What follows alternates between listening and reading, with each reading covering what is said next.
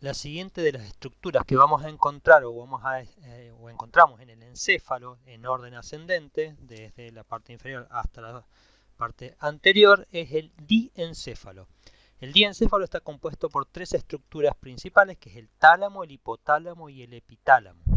Donde acá la más importante de todas, o sea, la más importante no, perdón, sino la más grande, la que comprende el 80% del diencéfalo, es el tálamo, que como vemos acá, tiene esta estructura ovoide ubicada uno en cada zona o cada hemisferio del cerebro, es decir, hay una zona izquierda y derecha, un tálamo izquierdo y un tálamo derecho, con esta estructura ovoide, son, o sea, dos masas ovaladas de sustancia gris, que contienen muchos núcleos distintos que participan en distintas funciones del sistema nervioso central. Ahora vamos a ver someramente algunas de sus funciones, y están unidas por la comisura gris intertalámica. Acá está mal, es gris, ahí comisura gris es un puntito, ahora después lo vemos en el atlas, donde se ven que tenemos esa comisura, esas son como dos bolas que hay a cada lado de del lado izquierdo y derecho de la estructura craneana,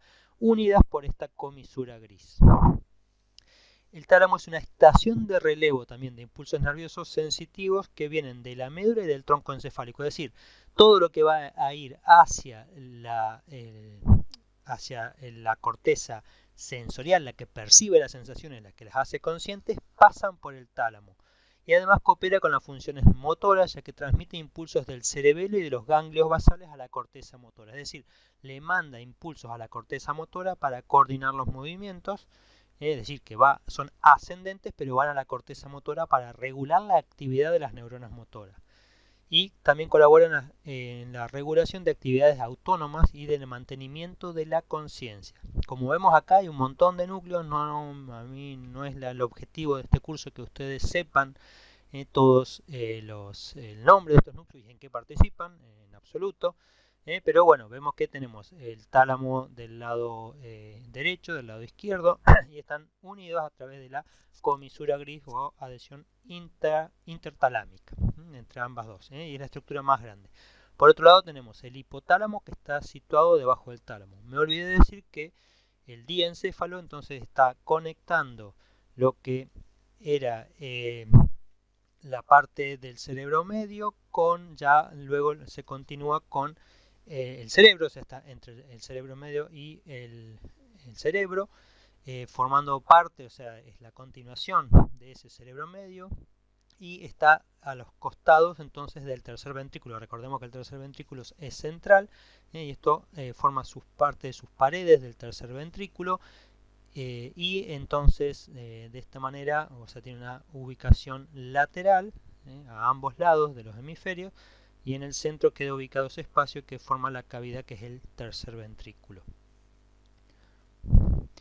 Sí, bien, entonces hecha esta aclaración, seguimos con el hipotálamo, que está situado por debajo del tálamo y está formado por varios núcleos que agrupados en 4 regiones, que también la mamilar, tuberal, supraóptica y preóptica, que no es la que más nos interesa, pero es importante saber entonces que desde el hipotálamo surgen axones que van a contactar lo que es la hipófisis.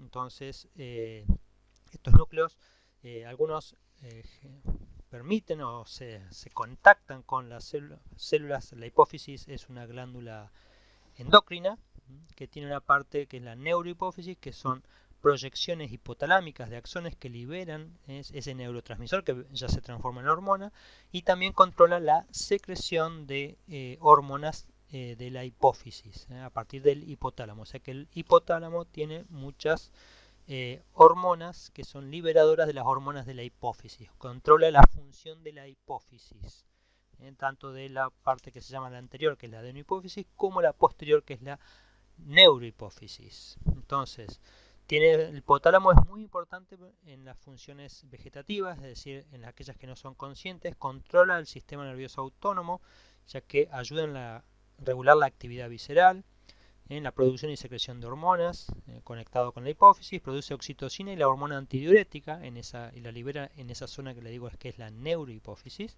Ya lo vamos a ver mucho más adelante cuando veamos las glándulas endocrinas. Regula varios de los patrones emocionales y de conducta, la ingesta de alimentos y de agua, es decir, acá cuando sentimos sed es porque lo detecta el hipotálamo, ayuda en el control de la temperatura corporal, nos ayuda a mantener nuestra temperatura normal y regular la frecuencia cardíaca y los estados de conciencia. O sea que tiene muchas actividades el hipotálamo, sobre todo como decimos en esa parte inconsciente.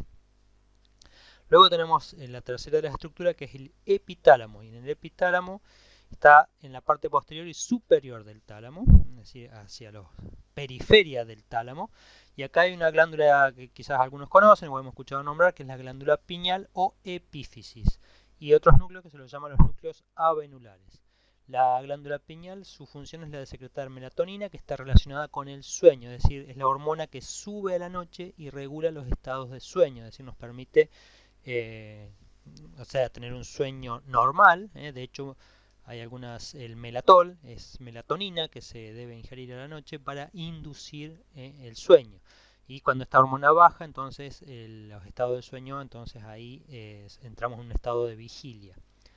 Y los núcleos avenulares tienen respuestas emocionales a los olores, es decir, vieron que muchas veces podemos sentir un olor, percibimos y eso nos trae un recuerdo que puede ser grato, feo, lindo, placentero, de disgusto. Bueno, eso depende con qué emoción haya estado mezclado ese olor, nos va a traer esas relaciones y eso tiene que ver con estos núcleos avenulares que lo estarían controlando. Entonces las principales funciones que vamos a encontrar a nivel del tálamo: lleva casi toda la información sensorial a la corteza cerebral, es decir, que todo lo que pasa por el tálamo, o sea, antes de llegar a la corteza va a pasar por tálamo. Interviene en la percepción del tacto grueso, de la presión, dolor y temperatura, planificación y control de los movimientos. En el hipotálamo se controla e integra la actividad del sistema nervioso autónomo y de la glándula hipófisis. Regulamos los patrones de comportamiento y emocionales y el ritmo circadiano. El ritmo circadiano son los patrones que los estados de sueño-vigilia, es un ritmo circadiano, nosotros estamos regulados, nuestra función del ritmo circadiano nos dice que tenemos que dormir de noche y estar en vigilia durante el día, y eso está controlado por un ritmo interno que se llama el ritmo circadiano, así como la secreción de hormonas, algunas como el cortisol es más elevado a la mañana, como decíamos, la melatonina durante la noche, la insulina es mayor durante el día que durante la noche. Bueno, esas funciones que son cíclicas en el día es lo que se llama el ritmo circadiano, y ese reloj biológico está fundamentalmente regulado por la cantidad de luz que nos ingresa a través de nuestros ojos, ¿sí? O sea, la luz regula ese ritmo circadiano. Entonces el hipotálamo ayuda a mantener el estado de vigilia y establecer los patrones normales de sueño, y produce las hormonas oxitocina y antidiurética, que tienen que ver sobre todo con los niveles de la eliminación o la regulación de los líquidos corporales, esta es una hormona que es responsable de inducir las contracciones uterinas en la mujer o la bajada de la leche también, y que tiene otras funciones a nivel del sistema nervioso central. Por otro lado, encontramos en el epitálamo la glándula pineal, que está relacionada con esta secreción de melatonina, que cumple la función, como ya dijimos, fundamentalmente de inducir el sueño, pero también tiene otras funciones, ya que participa, por ejemplo, en la parte sexual, tiene con la regulación de la actividad sexual, etcétera. Visualizamos entonces en el atlas ahora las estructuras del diencéfalo, formada por el tálamo, hipotálamo y la glándula pineal. Estas las voy a ocultar, son estructuras que tienen que ver con el cerebro. Acá estamos viendo un ventrículo lateral y vamos a ver que por dentro, este es el globo pálido, también lo ocultamos, son estructuras, núcleos basales. Pero acá tenemos el tálamo, ven cómo tiene esa estructura ovoidea. Este es el ventrículo lateral, también lo voy a ocultar, así nos queda más claro. Entonces tenemos un tálamo derecho unido mediante esta comisura al tálamo izquierdo que está del otro lado. Rodeando este tálamo, parte del tálamo está el cerebro medio, o el mesencéfalo. Y ven cómo, bueno, el tálamo constituye parte de las paredes de ese mesencéfalo, y en el medio teníamos lo que decíamos el tercer ventrículo. Entonces, el tálamo tiene esta estructura ovoidea y por debajo de él vamos a encontrar el hipotálamo. El hipotálamo está en esta región, y luego también tenemos, bueno, en esta figura no se muestra todavía, al menos lo que es la pineal. Ahora lo vamos a buscar, y ven cómo proyectándose desde esta zona que es el hipotálamo, que tiene varios núcleos, proyectan, acá vemos en la zona izquierda, a la glándula, la hipófisis, que está ubicada acá, la porción distal y anterior. Esta es la neurohipófisis, la porción posterior, y la anterior es la porción distal o adenohipófisis, a través de este tracto o tallo. Y esta hipófisis que está ubicada en este hueso, en este hueco del hueso efenoides. Estas son las estructuras, entonces, tálamo hipotálamo del diencéfalo. Bueno, y acá en esta línea media, entonces, donde encontramos la glándula pineal, que tenemos, bueno, el cuerpo de la pineal, que está ubicado en la línea media, fíjense. Es una única, no es como el tálamo o el hipotálamo, que son dos construcciones por debajo. Perdón, como el tálamo, que tenemos derecho e izquierdo. El hipotálamo, fíjense que también es central. Y acá tenemos entonces la epífisis, que sería la tercera parte o componente de estos del diencéfalo. Finalmente, entonces, la estructura que nos falta ver es el cerebro, ¿sí? Este cerebro es esa, bueno, la estructura clásica del sistema nervioso central que todos conocemos, que es la parte del sistema nervioso central que está constituido por la mayor cantidad de neuronas que hay dentro del sistema nervioso, que tiene un número de 100.000 millones de neuronas. Está formando casi toda la cavidad craneal, tiene esta forma ovoide, se dice, con un extremo anterior y un extremo posterior. Y esta estructura que vemos, que tiene estos surcos o fisuras que ingresan, o sea que esas entradas o cortes que se lo observan, es para que, o sea, es sustancia gris de la corteza cerebral. Todo esto que estamos viendo se llama la corteza cerebral. Está formada por sustancia gris, es decir, por cuerpos neuronales, y todos estos surcos, fisuras que vemos, lo que hacen es aumentar la cantidad de o en la superficie del cerebro, ya que el sistema nervioso central sigue creciendo, pero no la cavidad craneal. Entonces lo que hace, la forma de adaptarse es de hacer estas depresiones, con lo cual aumentamos la superficie total, lo cual permite contener mayor número de neuronas. Acá vemos algunas de sus dimensiones. Peso, tiene un volumen de más o menos entre 1300 a 1500 centímetros cúbicos, pesa casi, decíamos, entre 1,2 kg a 1,4 kg, obviamente depende del tipo de cabeza, del sexo también.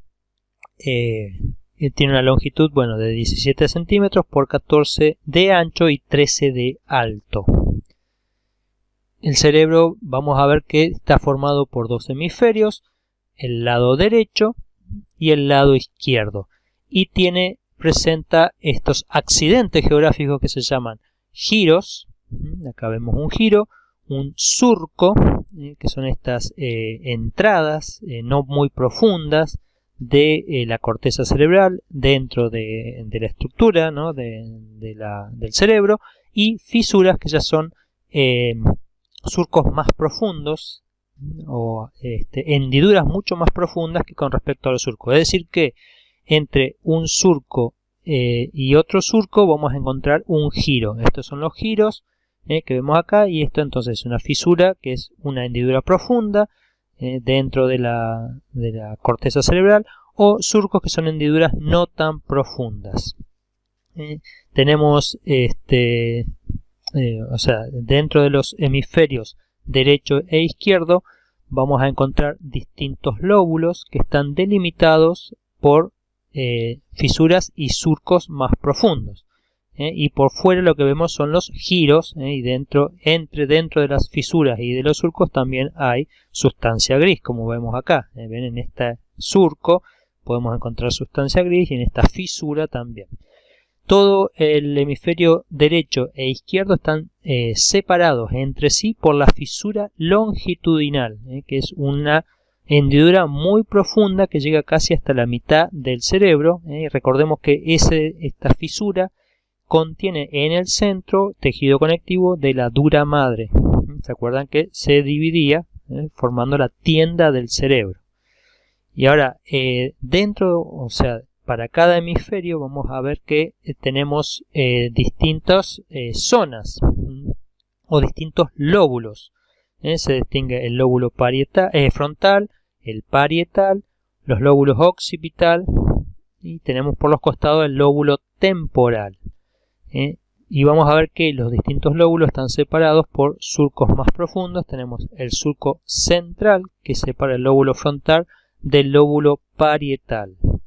Bueno, vamos a ver en distintos ángulos. Bueno, acá tenemos la fisura longitudinal que, como vemos acá, estamos viendo desde arriba. Entonces vemos que separa hemisferio derecho de hemisferio izquierdo. Y acá tenemos separados los distintos lóbulos. Bueno, le decíamos lóbulo frontal, lóbulo parietal, el lóbulo temporal y el lóbulo occipital, que están bueno, más o menos en relación con los distintos huesos del cráneo.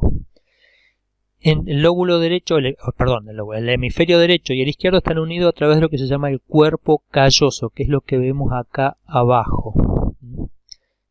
Y en esta estructura acá, si separamos los dos hemisferios, vemos que tenemos el cuerpo calloso. Y estos haces son axones que conectan el hemisferio derecho con el izquierdo. Entonces son haces de asociación entre los distintos hemisferios a través del cuerpo calloso.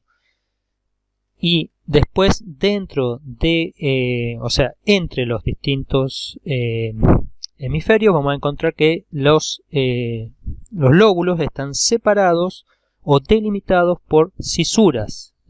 Las cisuras también son este tipo de surcos más profundos. Por un lado tenemos la cisura de Rolando, que la vamos a ver acá, la cisura de Silvio, o el surco central, la cisura de Silvio, surco cerebral lateral, que es la que vemos por acá, y la cisura perpendicular externa, que es el surco parieto-occipital, dividiéndolo en 4 lóbulos. Acá tenemos la de Rolando, la de Silvio,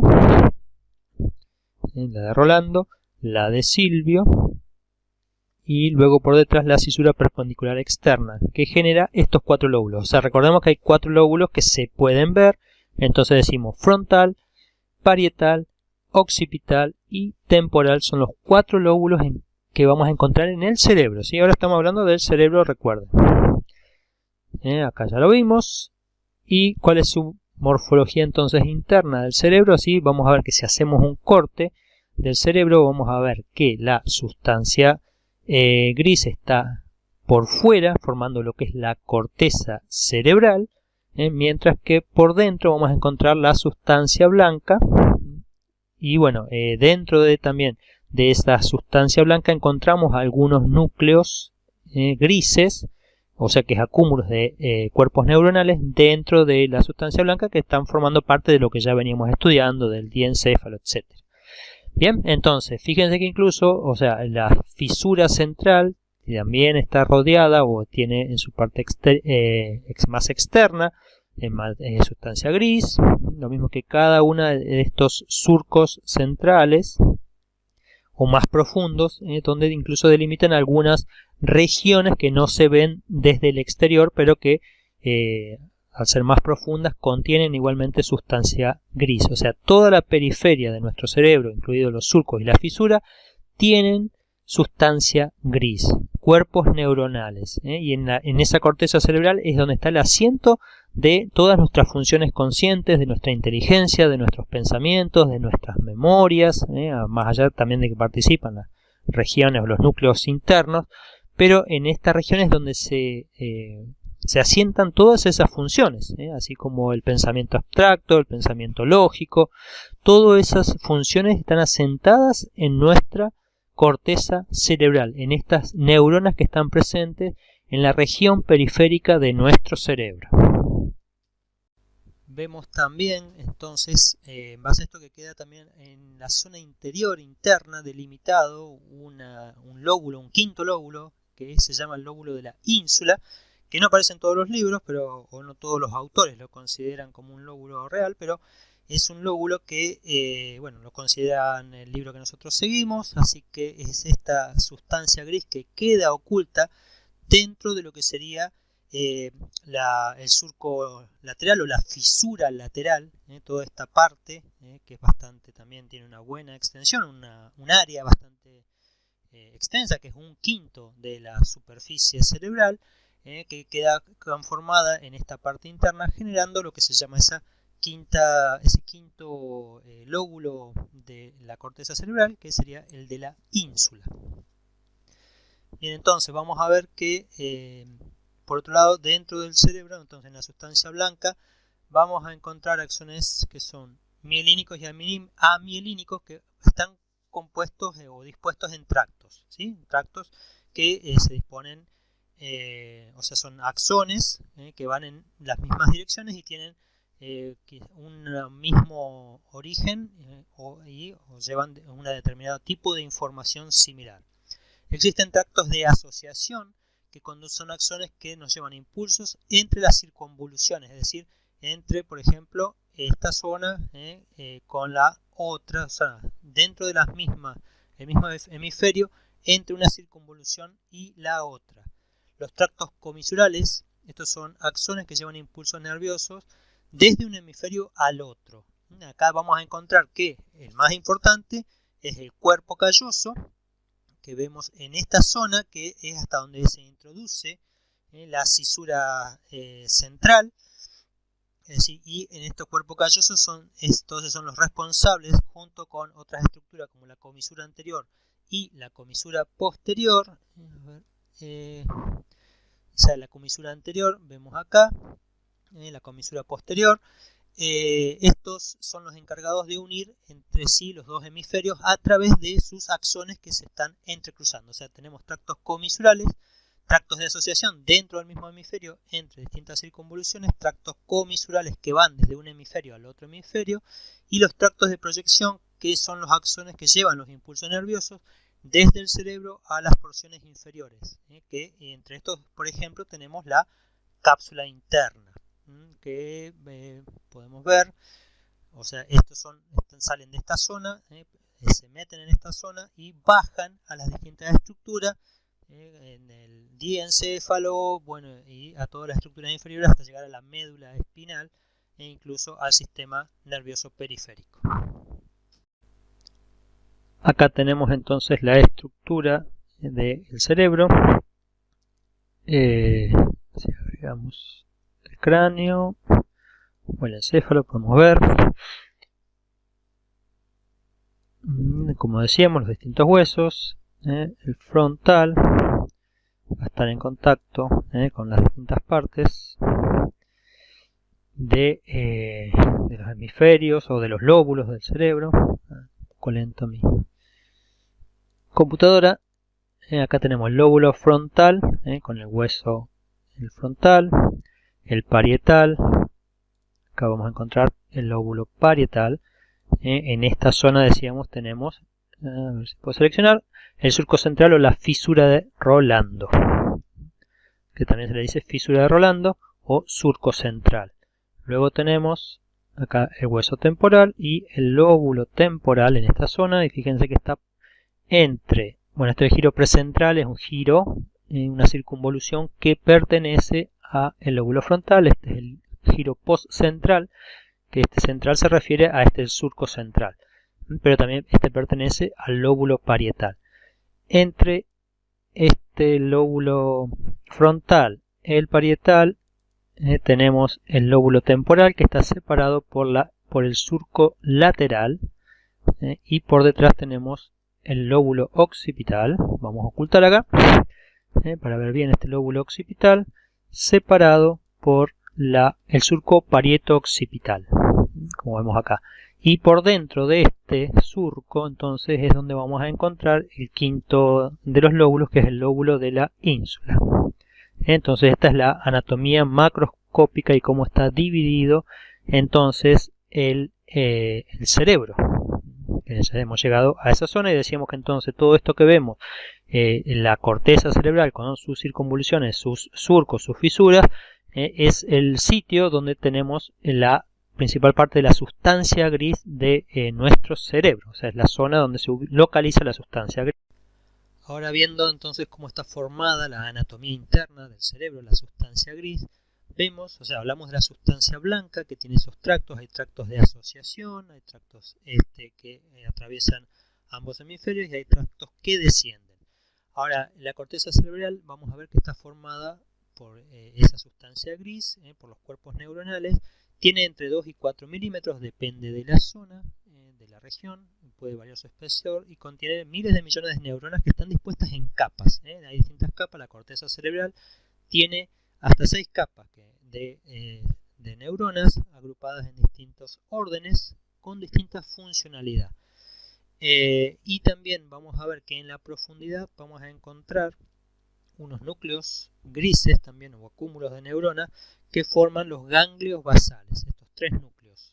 Los ganglios basales, que tenemos el cuerpo estriado, que está formado por el núcleo caudado, esta zona, y el putamen, los globos pálidos, intermedio externo, bueno, y el núcleo subtalámico, que está cerca de la sustancia negra, o sustancia negra. Bueno, los ganglios basales también tienen funciones, se consideran parte de la corteza cerebral, aunque forman, o del cerebro, no, perdón, no de la corteza, ¿no?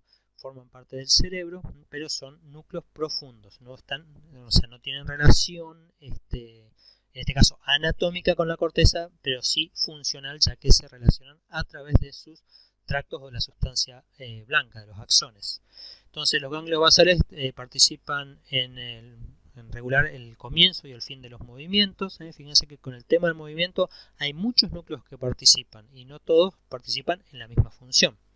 Regular el tono muscular, es decir, cuánto de nuestros músculos van a estar contraídos. Si nosotros tuviésemos todos los músculos relajados, no tuvieran un tono, nos caeríamos porque no mantendríamos nuestra postura, nuestra cabeza. Entonces ayudan a mantener el tono apropiado y también ayudan en esa contracción subconsciente, porque muchas veces los músculos esqueléticos, cuando movemos un músculo, hay otros que nos ayudan para mantener la posición y el correcto direccionamiento de un músculo, la función. Entonces, esa ayuda viene en parte dada por los ganglios basales. Entonces, la sustancia gris está anatómicamente ordenada en corteza y en estos ganglios basales. Existen algunas otras estructuras que, bueno, pero estamos viendo las principales. Porque bueno, parte de esto también tenemos el sistema límbico, que también es bastante interno y participa en esa parte emocional de nuestro comportamiento. También está rodeando algunos de los núcleos y es interno o parte de esta corteza interna. Pero bueno, de todas formas, más que nada estas son las principales estructuras ahora de la sustancia gris. Está ordenada, la sustancia gris está presente en la corteza cerebral y en los núcleos o ganglios basales. Fíjense que se llama ganglio, pero en realidad no es el nombre apropiado, ya que ganglio es para todo acúmulo de neuronas fuera del sistema nervioso central. El nombre correcto sería el de núcleos basales. Bien, entonces, ahora, ¿cómo es que funciona la corteza cerebral? Vamos a ver que la corteza cerebral se ordena o se acomoda en áreas, y tenemos 3 áreas principales.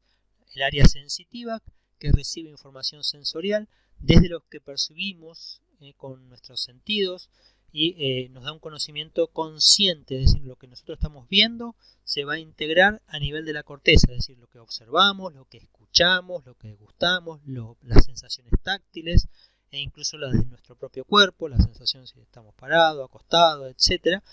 Todas esas sensaciones se integran a nivel de la corteza cerebral y vamos a ver que hay áreas específicas dedicadas a las sensaciones.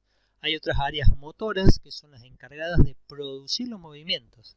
Una donde iniciamos los movimientos y otra la que manda las señales para que se genere el movimiento. Y también existen áreas de asociación que tienen funciones, se dice, más complejas. Integran la información sensorial con la memoria, las distintas emociones, nos lleva al razonamiento, a tener voluntad, juicio, la inteligencia, incluso está relacionado un poco con la inteligencia para resolver cuestiones. O sea, para eso necesitamos las áreas de asociación. cuando nosotros estamos pensando, el pensamiento abstracto, el pensamiento concreto, todas esas cosas que uno imagina en su cabeza están dadas por estas áreas de asociación que luego, o sea, que van a integrar parte de lo que reciben desde las áreas sensitivas a través de estas áreas de asociación para llevarla a las áreas motoras. La principal área motora es la corteza motora primaria, ubicado en el lóbulo frontal, mientras que en el parietal tenemos la corteza somatosensorial primaria, donde recibimos o percibimos las sensaciones somáticas en primera instancia. Por eso estaban en ese surco precentral y el surco o el giro postcentral. Entre esos surcos, esos giros que habíamos visto, están ahí en esta zona de la corteza motora primaria, la somatosensorial primaria. Luego tenemos el área del lenguaje, el área de Broca o área motriz del lenguaje. Tenemos áreas de asociación somatosensorial, donde nos van llegando las distintas sensaciones. El área de asociación visual, la corteza visual primaria, fíjense en la parte posterior inferior de nuestro cerebro. El área de asociación visual, donde nosotros podemos ver, pero luego tenemos que interpretar lo que estamos viendo. Entonces, necesitamos para eso esta zona. Es decir, acá se interpreta. Si yo estoy viendo un objeto, por ejemplo un vaso, esta zona es donde me doy cuenta que eso es un vaso que se utiliza para, por ejemplo, contener agua, y ese agua la que la puedo tomar. Y así son esas áreas donde voy asociando lo que uno va aprendiendo con lo que estoy viendo. También tenemos el área cognitivo-lingüística o el área de Wernicke, o sea, acá tenemos que ver también con el lenguaje, pero con la interpretación. Nosotros tenemos la corteza auditiva primaria, gustativa primaria, el área de asociación auditiva, y todas estas áreas se integran entre lo que estoy escuchando con lo que quiero decir, para que finalmente mover los músculos de la boca a través de esta área y emitir los sonidos y que tengan sentido también, porque yo puedo hablar palabras, decir palabras, pero que no tengan sentido. Entonces para eso necesito las áreas de asociación. Entonces lo que nos tenemos que llevar en cuanto a la fisiología del cerebro es que esta está organizada en tres grandes áreas: en las áreas sensitivas, motoras y de asociación, y que cada una de esas áreas tiene regiones específicas, ¿sí? No hay una única área motora, pero sí hay una principal. Hay varias áreas sensitivas que reciben los impulsos, las distintas sensaciones, y tenemos también las áreas de asociación. El área frontal, por ejemplo, es un área muy importante para el pensamiento matemático, los cálculos, etcétera. Entonces, y que eso está contenido en esa información y ese conocimiento en distintas áreas de nuestra corteza cerebral. Que el daño a distintas áreas de la corteza cerebral puede generar, por ejemplo, distintas patologías asociadas, como no poder interpretar sonidos, o cosas que vemos, o no poder emitir el lenguaje, no tener sentido en el lenguaje, o incluso no poder mover correctamente nuestros miembros por una lesión en la corteza cerebral, o hasta incluso perder nuestra memoria o la capacidad de almacenar memoria si se dañan estas distintas áreas funcionales de la corteza cerebral. Entonces, como principales funciones, las áreas sensitivas intervienen en esta percepción de la información sensitiva. Las áreas motoras van a controlar los movimientos musculares, y las áreas de asociación nos modulan las funciones más complejas: memoria, personalidad, inteligencia. Los ganglios basales se encargan de modular los movimientos musculares o coordinar los movimientos musculares automáticos grandes y regular el tono muscular, mientras que el sistema límbico es el que se encarga de aspectos emocionales de nuestro comportamiento, sobre todo relacionados con la supervivencia. Muchas veces la sobreactivación de esto lleva a un comportamiento agresivo, compulsivo. Entonces por eso tiene mucho que ver con las emociones, o personas que a veces tienen disfunciones o mal funcionamiento de este sistema límbico presentan comportamientos, como les digo, o agresivos o exagerados, o reaccionan muy mal ante situaciones que por ahí no lo ameritan o no pueden controlar esa parte emocional.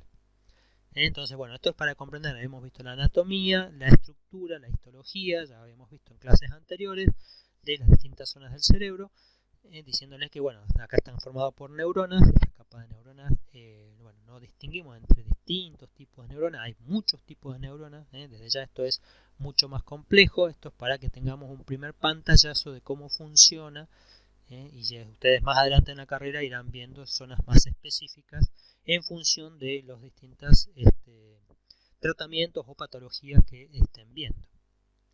Bien, otra también tenemos que tener en cuenta que existe lo que se llama lateralización hemisférica, es decir, que un hemisferio, por ejemplo, el derecho, no es exactamente igual al hemisferio izquierdo en cuanto a nivel funcional. Si bien anatómicamente son prácticamente iguales, existen diferencias anatómicas sutiles que le dan diferencias de funcionalidad. Bueno, sabemos que unas cosas que son comunes es que tanto en el hemisferio derecho como izquierdo reciben las sensaciones sensitivas somáticas y de las zonas, el derecho de la zona izquierda del cuerpo y controla los músculos de la zona izquierda, mientras que el izquierdo recibe las sensaciones somáticas desde el lado derecho del cuerpo y controla los músculos del lado derecho del cuerpo debido a esa decusación de las pirámides que habíamos visto. Pero habíamos visto también en la zona derecha tiene más relación con el conocimiento musical y artístico, mientras que el lado izquierdo tiene más relación con el razonamiento. Estamos diciendo incluso las áreas de asociación participan mucho en esto. El derecho participa en el sentido del espacio y patrones de percepción, lo que estamos percibiendo y cómo podemos organizar las cosas en el espacio. Esto tiene que ver con las habilidades numéricas y científicas, más bien con la parte de funcional y práctica de la vida. La capacidad para utilizar y comprender el lenguaje, y también para el hemisferio izquierdo participa en el lenguaje escrito y hablado. O sea, en eso el derecho prácticamente no tiene participación, sino que el lenguaje está bien lateralizado, o sea, se ubica en el hemisferio izquierdo.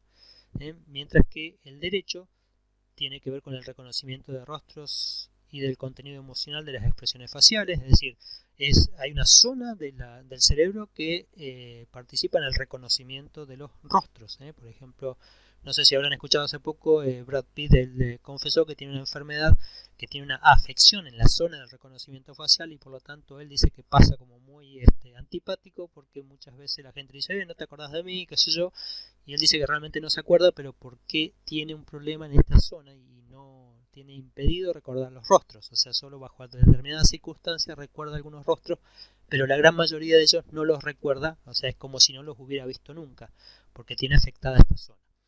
Bueno, y también con las expresiones faciales.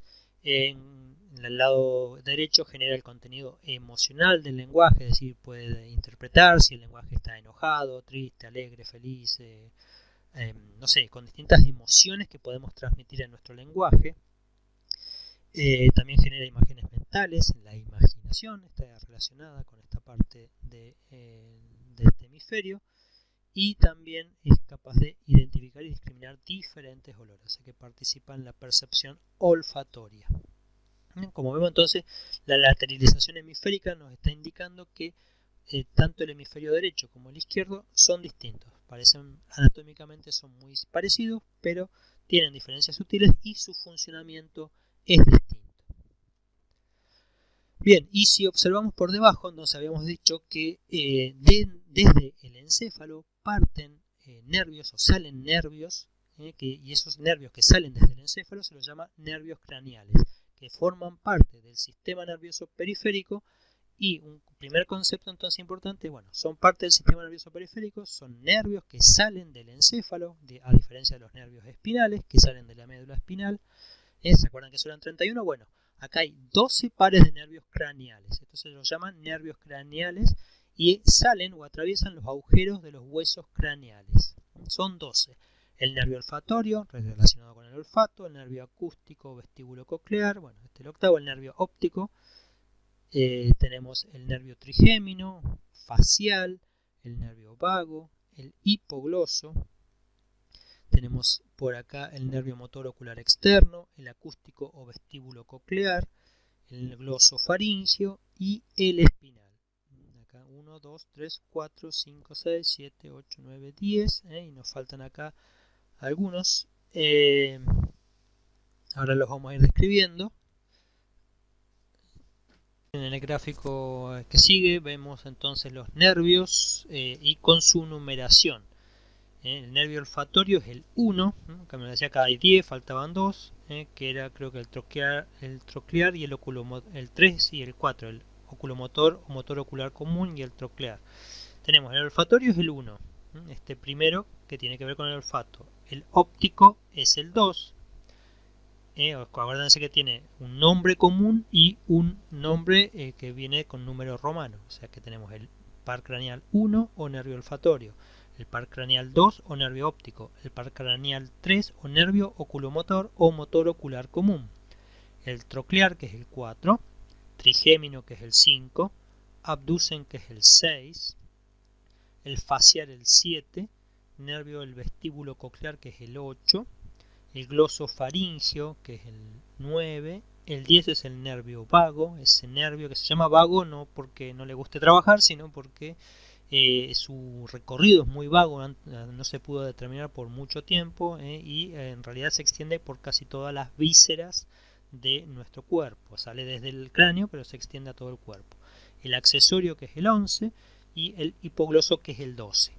Ahora, tenemos que ver que como nervio, los nervios pueden llevar información sensitiva, información motora o ambas, información sensitiva y motora. Entonces, hay algunos nervios craneales que son puramente sensitivos, hay otros que son puramente motores y hay otros que son mixtos, a diferencia de los nervios espinales que son todos mixtos en su punto de salida, ya que llevan información sensitiva y motora.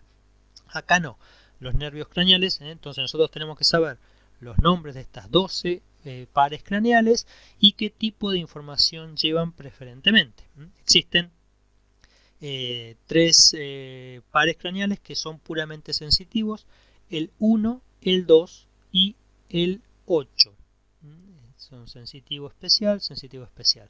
Tiene que ver con el olfato, el olfatorio, con la visión, el óptico, ¿sí? Puramente llevan la información olfatoria y de la visión. Y el octavo que lleva los sonidos y el equilibrio, el sentido del equilibrio. Hay otros que son puramente motores, o sea que se inervan directamente músculos. Estos son más, son 5 nervios craneales, el 3, el 4, el 6, el 11 y el 12. ¿Sí? Entonces tenemos 3, 4, perdón, me perdí yo, 3, 4, 6, 11 y 12. Entonces ya tenemos al menos acá son 3, 5 y 3, 8, o sea, 8 de estos nervios craneales son o puramente sensitivos o puramente motores. Entonces el resto que nos quedan son mixtos. Nos queda el trigémino, el facial, el glosofaringio y el vago. O sea que nos quedan 4 que son mixtos. Trigémino, facial, el 7, el glosofaringio y el vago.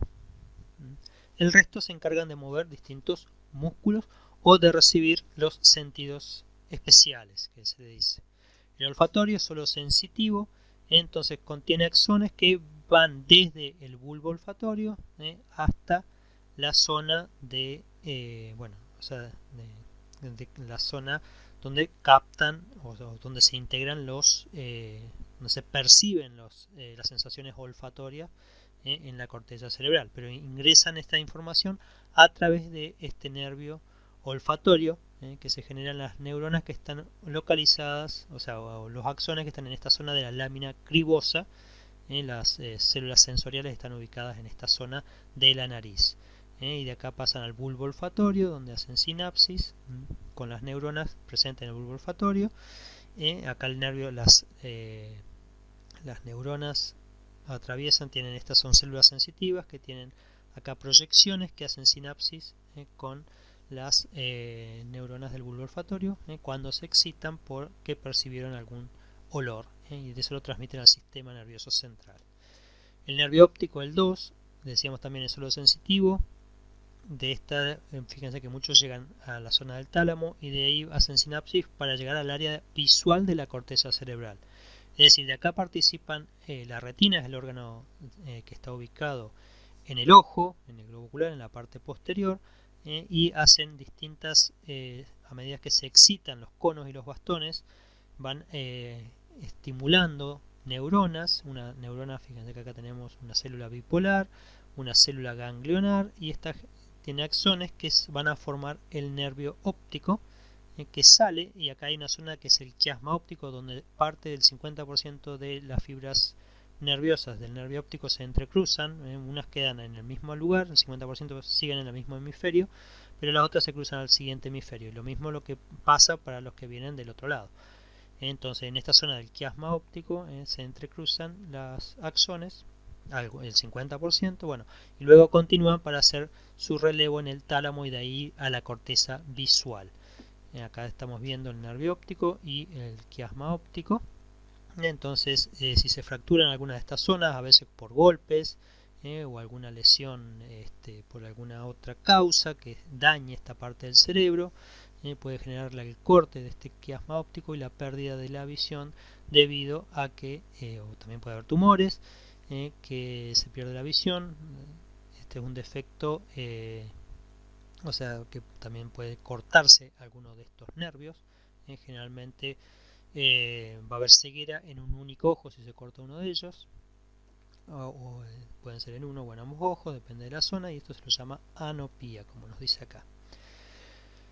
Los siguientes nervios, que son el oculomotor, el 3, el 4, el troclear y el abducens, son motores y se utilizan para mover los globos oculares en distintas direcciones. Fíjense que el oculomotor, el 3, inerva varios músculos. Tenemos el músculo del recto medial, el recto superior, el elevador del párpado, el recto lateral y el oblicuo inferior.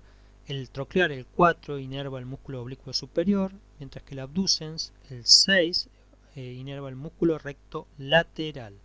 O sea, a veces un mismo músculo es controlado por varios nervios. También decíamos que esto es para darle mayor precisión a los movimientos. Entonces son 3 nervios dedicados al movimiento de los ojos, nervios craneales. Luego tenemos el trigémino, que es un nervio mixto. Entonces, esta lleva, la rama sensitiva va a traer impulsos nerviosos de dolor y tacto y sensación térmica. Fíjense las distintas zonas que inerva. Inerva esta parte de la cara, la nariz, la parte inferior de los ojos, la frente, la parte de los pómulos, las mejillas. Estas son las ramas. Tiene un ramo oftálmico y un ramo maxilar. Sí, bueno, entonces este nervio participa en varias de las sensaciones, tanto de la piel como del calor, del frío, de las distintas partes de la nariz, pero bueno, no es el olfatorio ni es el nervio que lleva la información del gusto tampoco, si bien inerva partes de esas sensaciones o distintas percepciones, que puede ser el tacto, de la parte de las mejillas y de la frente. Y en cuanto a las neuronas, o sea, las ramas motoras, que es esta rama mandibular, vemos que va a inervar músculos de la masticación, ¿sí? Los músculos de la masticación y una parte del oído. Vamos a volver a la tabla, al resumen, que es lo que más tenemos que saber. Entonces, fíjense que el nervio 1 tiene que ver con el olfato, el óptico con la visión, el oculomotor común, movimiento del párpado superior y del globo ocular, acomodación del cristalino para la visión cercana, constricción de la pupila, el trocleor, que también es motor, tenía que ver con el movimiento del globo ocular, y el abducens también con el movimiento del globo ocular. Estábamos con el 5, que era mixto, tiene una rama sensitiva, que tiene las sensaciones táctiles, dolorosas y térmicas del cuero cabelludo, la cara, la cavidad oral, incluidos los dientes y los 2/3 anteriores de la lengua.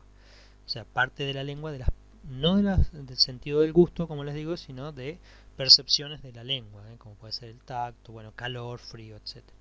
No el gusto. Y el motor, el branquial, tiene que ver con la masticación y control del músculo del oído medio. Ahora pasamos entonces al número 7, el facial, también es mixto. Interviene, tiene que ver con los movimientos de los músculos faciales, en el sentido del gusto, sí, y ahora sí, y en la propiocepción. Fíjense que este nervio facial se distribuye o se divide en 2 ramas, que a su vez esta va a dividirse en otras 2 ramas. Uno va a inervar la lengua y las glándulas, tiene que ver con la secreción de la saliva y de las lágrimas, y va, bueno, desde la zona de la protuberancia hasta las distintas regiones faciales. Entonces, fíjense que la infección de este nervio, por ejemplo por virus, como el virus del herpes zóster, conduce a una parálisis que se llama de Bell, en la cual los músculos de la cara están paralizados, se pierde el gusto, no podemos salivar, no se pueden cerrar correctamente los ojos, incluido durante el sueño, y bueno, también puede haber daño por traumatismo, etcétera. Pero esta es una condición, una patología que nos permite estudiar cuál es la función de este nervio.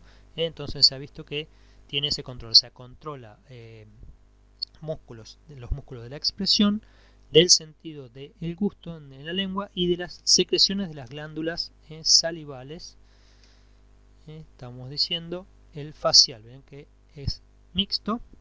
En el sensitivo tiene gusto de las dos partes de los dos tercios anteriores de la lengua, sensación de tacto, olor y temperatura de la piel en los conductos auditivos externos. Y en cuanto al motor branquial, control de los músculos de la expresión facial y del oído medio, y motor autónomo tiene que ver con la secreción de saliva y de lágrimas, o sea que participa en el sistema nervioso somático y en el autónomo. Bien. Ahora el siguiente es el 8, el vestíbulo coclear, que tiene que ver con la audición y el equilibrio.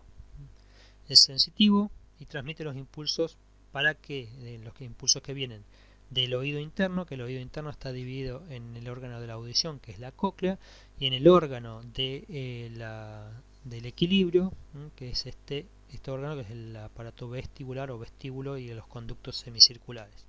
Entonces, estos manda información auditiva a través del vestíbulo coclear y este manda información de la posición de la cabeza y del cuerpo. Entonces, hay dos ramas. Fíjense que tenemos un ramo coclear que te lleva información de la audición y un ramo vestibular que viene de este ganglio vestibular que tiene que ver con entonces la percepción de la posición de la cabeza, como les digo. Y por ejemplo, muchas de las personas que sufren de vértigo tienen lesiones o afecciones en el ramo vestibular de este nervio. Entonces, o sea, el vértigo es cuando nosotros no podemos, sentimos que estamos mareados y que todo nos da vuelta. ¿Por qué? Porque tenemos problemas o en el aparato vestibular o en el nervio vestibular o ese ramo vestibular del nervio vestíbulo coclear que lleva la información. Entonces no nos permite tener una buena posición o determinar cuál es la posición de nuestra cabeza, ya que la información que están transmitiendo estos nervios es errónea. También nos puede, o sea, es la sensación de rotación del cuerpo, también puede generar ataxia, que es descoordinación o incoordinación muscular, nistagmo, que es cuando un movimiento de los globos oculares que se mueven sin control voluntario, y cuando hay lesiones al ramo coclear puede conducir lo que se llama acúfenos o tinnitus, en la cual se siente sonido fantasma, es decir, sentimos un sonido que en realidad no estamos percibiendo, no se está excitando con sonidos nuestro oído interno y sin embargo se percibe un sonido. Eso se llama acúfenos o tinnitus. Es lo que ocurre, por ejemplo, cuando vamos o escuchamos música durante mucho tiempo a un sonido muy fuerte, o vamos a un recital, a un concierto donde la música está muy fuerte y se sobreestimulan entonces las células sensoriales de la cóclea, y esto va a generar que al quedar hiperestimulada, que luego sigamos percibiendo por un tiempo esos sonidos. Esto es un acúfeno transitorio, pero hay personas que tienen afecciones en este ramo y van a tener acúfenos permanentes, y que es muy molesto y bueno, para la vida, digamos. El siguiente nervio es el glosofaringio, que también es mixto. Fíjense que bueno, tenemos ganglios sensitivos, ganglio inferior, ganglio superior, el glosofaringio que se divide en distintas ramas. Inerva, una parte viene de la parótida, y también bueno, óptico, que tiene que ver con esa parte auditiva. Vamos a ver, vamos hacia la tabla nuevamente. El glosofaringio, tenemos el sensitivo, tiene que ver con el gusto del tercio posterior de la lengua, y algunos de la propiocepción, digamos, para el sentimiento o sea, la identificación de algunos músculos de la deglución, no el control, sino cómo percibimos esos músculos. Y también participan el control de la presión arterial, la monitorización entonces del oxígeno y el dióxido de carbono en sangre, y tiene sensaciones de tacto, dolor y temperatura de la piel, del oído externo y de la porción superior de la faringe. Y en el motor ayudan a la deglución y participan en la secreción de saliva también. Entonces en este estábamos hablando, me fui, del glosofaringio. Entonces tiene una parte de la deglución, bueno, fíjense que en las zonas que inerva, y también de la tiene esta parte que inerva el cuerpo carotídeo y el seno carotídeo, que es donde se perciben entonces las distintas sensaciones, como decíamos, es decir, donde vamos a tener ubicados los quimiorreceptores que controlan las concentraciones de oxígeno y de dióxido, y bueno, en caso de que estén alteradas van a estimular a la zona, al centro respiratorio, para que produzca más o menos inspiración. También tenemos las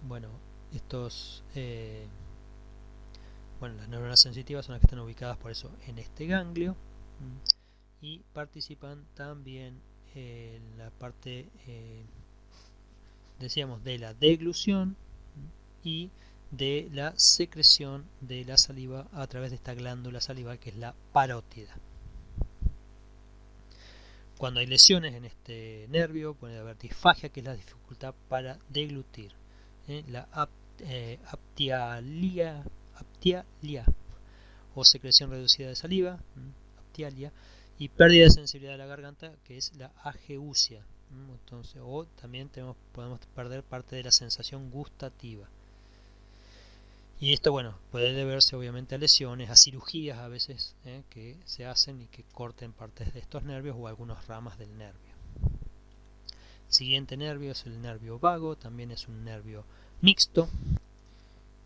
Es un nervio que, como les dije, se llama vago porque inerva muchas regiones del cuerpo. O sea, desde la cabeza, el cuello, llega hasta el tórax, el abdomen, fíjense que va hasta parte del hígado, del estómago, del intestino delgado, intestino grueso. Fíjense que este nervio vago tiene una parte sensitiva, tiene que ver con el gusto en la zona de la epiglotis, la parte más posterior de la garganta, la propiocepción de los músculos de la fauces y la caja vocal, ya vamos a ver un poco en la próxima clase, que es la propiocepción, pero más que nada tiene que ver con la tensión y la forma o cómo está el estiramiento de esos músculos, que cuando se estiran o tienen que participan en esa percepción de cómo está el músculo. Controla la presión arterial, que también participaba el glosofaringio, de las concentraciones de oxígeno y dióxido de carbono en la sangre. Tiene sensaciones de tacto, dolor y temperatura de la piel del oído externo, o sea, la parte del oído externo es estimulada por este nervio, y otras sensaciones que las provenientes de vísceras torácicas y abdominales, es decir, casi todas las vísceras, las sensaciones que se perciben, que son en general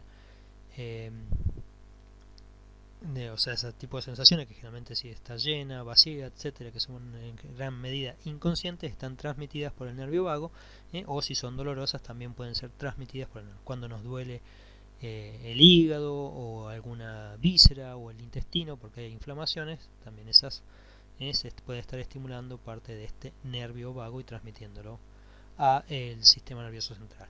En las ramas motoras tenemos el branquial, que participa en la deglución, en la tos y en el habla, mientras que en la parte autónoma, la somática, esto autónomo, tiene que ver con la motilidad y la secreción de órganos gastrointestinales, con la constricción de las vías respiratorias, es decir, con cerrar las vías respiratorias en caso de necesidad, y disminuir la frecuencia cardíaca. Esos son desde el punto de vista autónomo. Desde el punto de vista consciente, movimiento de músculos esquelético, deglución, tos y habla, decíamos. Y eso, como les digo, siempre está relacionado, fíjense, con todas las zonas que está inervando. Inerva a estos senos carotídeos y los cuerpos carotídeos que van a y los callados de la aorta, esta zona de la aorta que participan en el control del oxígeno y el dióxido de carbono en sangre. Los latidos del corazón, como vemos acá, está inervando corazón, inerva zonas de la garganta, de la faringe y de la laringe a este nivel, con la constricción de las vías aéreas, en los pulmones, también tiene que ver con las secreciones de la vesícula biliar, o sea, de la bilis, en el hígado, en el estómago, las distintas secreciones del estómago digestivas, en el páncreas, que vamos a ver acá, y en la parte del intestino delgado. Bueno, entonces fíjense que lesiones del nervio vago, debido a traumatismos, va a producir esta parálisis vagal, donde se van a interrumpir todas estas sensaciones de varios de los órganos, es decir, que dejemos de percibir o que los órganos estén funcionando correctamente debido a que no está funcionando el nervio vago. Incluso una disfagia o dificultad para deglutir, o una taquicardia. Puede haber que el corazón aumente su frecuencia de latidos cardíacos debido a esta parálisis vagal. Seguía el nervio accesorio el 11, que es un nervio motor. Fíjense que este es un nervio, es un nervio que sale, o sea, un nervio craneal que inerva músculo esquelético en el trapecio, en la espalda, o sea, que tiene que ver con el movimiento de la cintura de la escapular, y el músculo esternocleidomastoideo, o sea, que participa en el movimiento de la cabeza y, como les decía, de la cintura escapular. Puede llevar, bueno, a estas parálisis de estos músculos, o sea que podemos tener dificultades en el movimiento de los hombros y para girar la cabeza si se lesiona este músculo. Y finalmente tenemos el nervio, el par craneal 12, el nervio hipogloso, que también es un nervio motor, que el nervio hipogloso, el par 12, fíjense que inerva músculos de la masticación, del habla y de la deglución. Es decir, que las lesiones en el nervio hipogloso pueden conducir a dificultad de la masticación, dificultad para hablar, o también se llama disartria, y dificultad para deglutir, la que se llama la disfagia. Entonces, bueno, este nervio controla músculos esqueléticos que participan, como les digo, en todos estos procesos. En la palabra, en la parte de la masticación, en el movimiento de las mandíbulas y del alimento dentro de la boca, y en la deglución. Bueno, y con esto